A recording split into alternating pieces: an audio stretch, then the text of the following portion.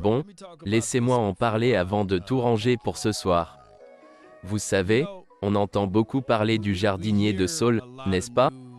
Et pour ce qu'il a fait lors de sa première année, un grand cri au jet pour l'avoir drafté, un joueur phénoménal, 6 pieds 3, bonne vitesse, capable de fermer certains des meilleurs receveurs. Maintenant, j'ai vu une action.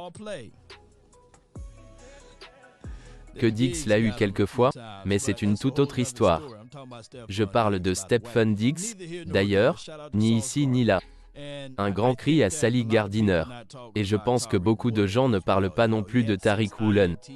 Vous savez, il a eu 6 interceptions. Il était phénoménal pour les Seattle Seahawks.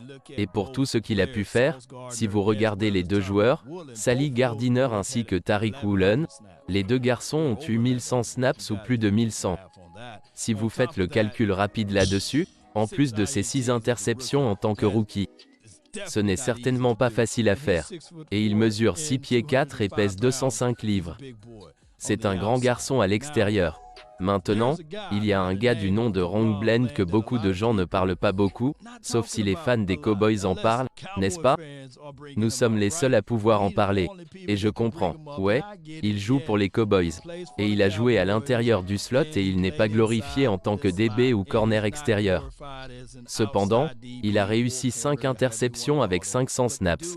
C'est environ la moitié du nombre de snaps que Sally et Tariq Woolen ont pu accumuler.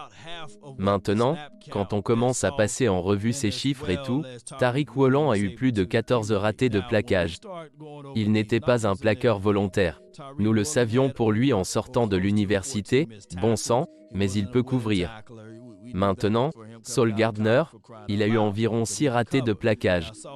Donc dans l'ensemble, il est un plaqueur volontaire, pas le meilleur plaqueur là-bas, mais il est un chien de garde, c'est sûr, un plaqueur volontaire. Maintenant, mon gars, Jérôme Blanc, même avec la moitié de la production, il n'a eu que 37 tacles en solo. Et il a manqué environ 5 à 6 tacles. Ce ne sont pas vraiment des chiffres impressionnants.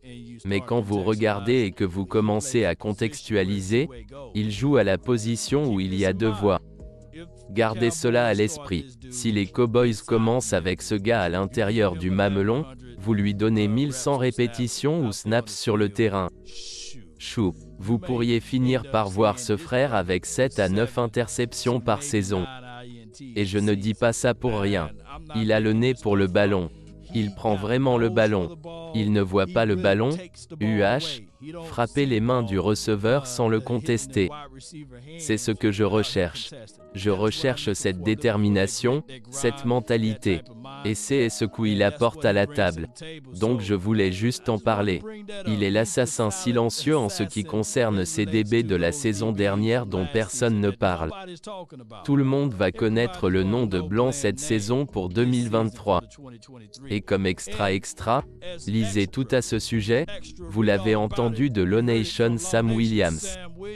Il est juste pareil. Ne savez-vous pas que ce gars a littéralement eu 4 sacks la saison dernière de force fumble?